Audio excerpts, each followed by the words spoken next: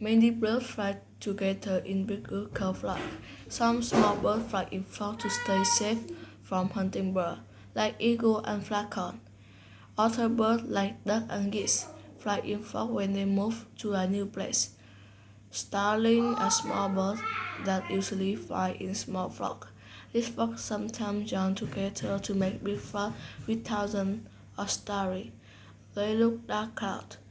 Some flying insects like bees, moths, and locusts fly in big groups called swarms. Sometimes there are millions of insects all together.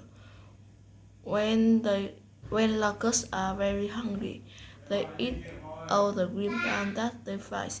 Swarming locusts are a big problem of farmers.